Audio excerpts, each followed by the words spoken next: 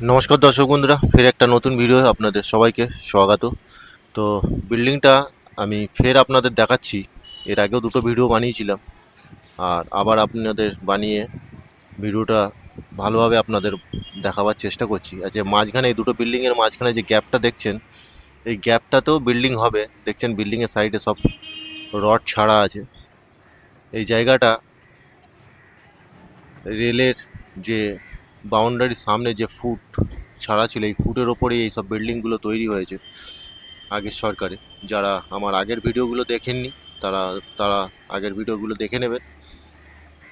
আর এই ভিডিওটা আমি বারবার আপনাদের কেন দেখাচ্ছি, কেননা এই বিল্ডিংটা যেই সময় তৈরি হচ্ছিল সেই সময় গিয়ে আমি বলেছিলাম যে দাদা, আপনারা এই রেলের জায়গায় আপনারা বিল্ডিং বানাচ্ছেন, এটা কি ঠিক? তো আমাকে বলা হয়েছিল যে হিন্দিতে, আপনা औकात में रहना, जो काम कर रहा है वही कर, ज़्यादा চৌধুরী बनने की कोशिश मत कर। তো সেই দিনও আমি মনে মনে করেছিলাম যে যতদিন না এই বিল্ডিংটা ভাঙা ভাঙা হবে ততদিন আমি ভিডিও বানিয়ে যাব।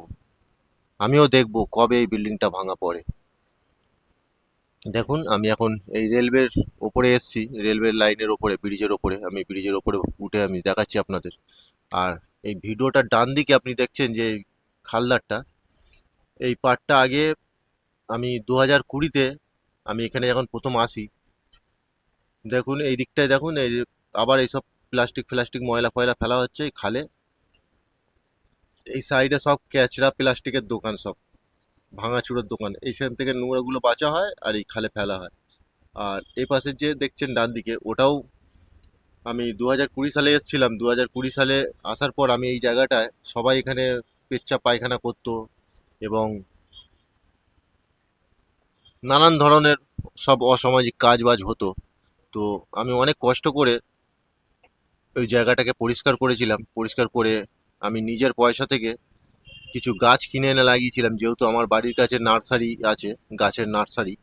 তো সেখান থেকে আমি কিছু গাছ কিনে এনে এই ফুটটাতে আমি লাগিয়েছিলাম। কিন্তু নারকেলডাঙ্গার যে থানার অফিসার ছিল সেই সময়, ওনার নাম ছিল দত্তবাবু। উনি এই সব ঝুপড়িগুলোকে উনি সব দাঁড় করিয়ে উনি সব বসিয়েছে। আর প্রত্যেকটা ঝুপড়ি থেকে 30,000 টাকা, 40,000 টাকা, 50,000 টাকা, এরম করে এক একটা ঝুপড়ি থেকে, মানে বানানোর জন্য এক একটা ঝুপড়ি থেকে নেওয়া হয়েছে। এমন যে না যে এরা এই পয়সা টাকা নিয়ে এই পর্যন্ত শান্ত, না, এখনো পর্যন্ত পার ঝুপড়ি থেকে 1,000 টাকা মাসে মাইনে যায়। দেখুন এই লাইনটার আমি কথা বলছি। আমি 2020 সালে এসে এই লাইনটা আমি পুরো পরিষ্কার করে পুরো সুন্দর সুন্দর গাছ লাগিয়েছিলাম। আম গাছ, কাঁঠাল গাছ, জাম গাছ, তারপর নানান ধরনের আরো ফুল গাছ বসিয়েছিলাম, যেগুলো গন্ধরাজ ফুল। সাইড দিয়ে পুরো একদম বেড়া তৈরি করেছিলাম গন্ধরাজ ফুলের। ওগুলো সব কেটে দিয়ে এখানকার লোকাল ছেলেরা, এই লোকাল ছেলেদের হাতে দিয়ে দিয়েছে। লোকাল ছেলেরা এসে এইসব গাছ ফাছগুলো কেটে আর এইসব সব ঝোপড়ি বানিয়েছে। আর এটা হয়েছে 2020, 2019 থেকে শুরু হয়েছে। 2020-র মধ্যে এই ঝোপড়িগুলো পুরো কমপ্লিট হয়েছে। আগে এখানে কিচ্ছু ছিল না, পুরো জঙ্গল হয়েছিল। আমি সেই সব জঙ্গলগুলো পরিষ্কার করে এখানে এই গাছ লাগিয়েছিলাম, কিন্তু সেই সব গাছগুলোকে সব কেটে দিয়ে এখানে এই ঝোপড়ি বানানো তৈরি হয়েছে। তো আমিও সেই সময় একটা দিব্যি নিয়েছিলাম যে যতক্ষণ না আমি এইসব ঝুপড়িগুলো,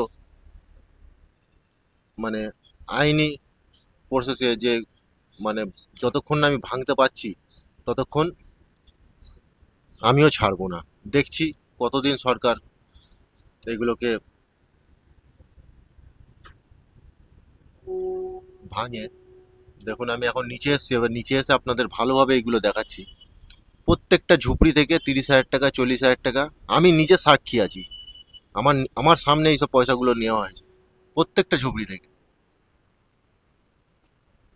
তাই যে সকল বন্ধুরা এইসব ভিডিওগুলো দেখছেন, ভিডিওগুলো আপনাদের বন্ধু বান্ধব কিংবা আরও আত্মীয় স্বজন যেসব লোক আছে তাদের কাছে এইসব ভিডিওগুলো শেয়ার করুন, যাতে খুব তাড়াতাড়ি সরকারের কাছে পৌঁছয় এবং সরকার অ্যাকশান নিক। এই জায়গাটা, এই এই পুরো ফুটটাকে ক্লিয়ার করে দিক, দিয়ে আমি আবার যেন নতুন করে এখানে গাছ লাগাতে পারি এবং এই জায়গাটাকে নতুন একটা গার্ডেন মতো তৈরি করতে পারি, যেটা আমি আগে করেছিলাম। সেই সময় আমি সোশ্যাল মিডিয়ায় ছিলাম না, যার কারণে আমি আপনাদের দেখাতে পারিনি। কিন্তু এখন আমি সোশ্যাল মিডিয়াতে আছি, যার কারণে দেখাচ্ছি। তো যারা এই ভিডিওটা দেখছেন, প্লিজ আপনাদের বন্ধুবান্ধবের কাছে শেয়ার করবেন। আর ভিডিওটি ভালো লাগলে চ্যানেলটি অতি অবশ্যই সাবস্ক্রাইব করে নেবেন, যাতে নতুন নতুন ভিডিও বানাই আপনাদের কাছে সববার প্রথম এসে পৌঁছায়। তো আপনাদের মতামত কমেন্ট করে নিশ্চয়ই জানাবেন। দেখা হচ্ছে পরের ভিডিওয়। ধন্যবাদ।